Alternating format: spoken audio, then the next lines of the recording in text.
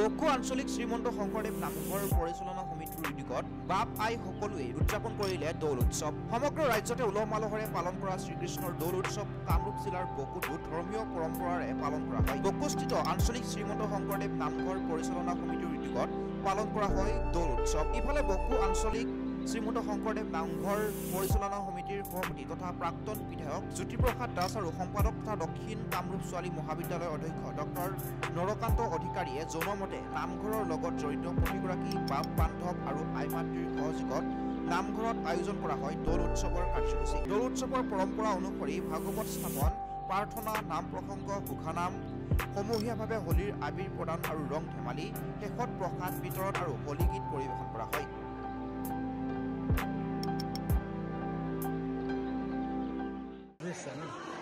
পোনপ্ৰথমে আজি বকো আঞ্চলিক শ্ৰীমন্ত শংকৰদেৱ নামঘৰৰ হৈ সমগ্ৰ অসম তথা সমগ্ৰ ভাৰতবৰ্ষ আৰু সমগ্ৰ মানৱ জাতিকে আজি আমি এই পবিত্ৰ দৌলোৎসৱ তথা হোলীৰ আমি শুভেচ্ছা জ্ঞাপন কৰিছোঁ।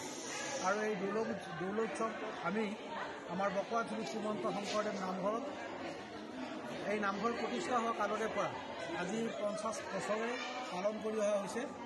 অতি আধ্যাত্মিকভাৱে, অতি নাম প্ৰসংগৰে আৰু মহাপুৰুষ শ্ৰীমন্ত শংকৰদেৱে পোনপ্ৰথমবাৰৰ বাবে অসমত যি দৌল উৎসৱৰ আৰম্ভণি কৰিছিল, সেই আৰম্ভণিয়ে সমগ্ৰ অসমতে প্ৰতিখন গাঁৱতে প্ৰতিটো নামঘৰ প্ৰতিটো সত্ৰতেই আজি দৌল উৎসৱ অতি আধ্যাত্মিকতাৰে আৰু নাম প্ৰসংগৰে উদযাপন কৰি অহা হৈছে।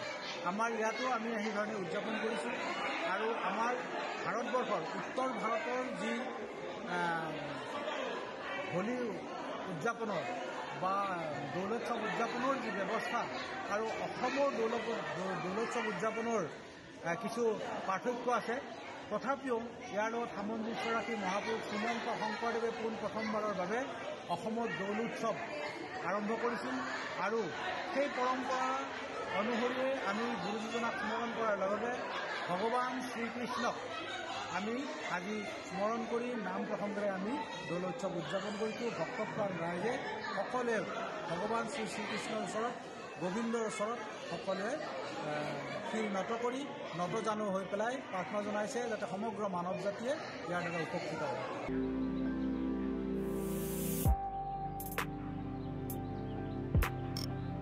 বকোৰ পৰা হেক্টৰ স্বৰ্গীয়ৰ ৰিপৰ্ট, সংবাদ লহৰ।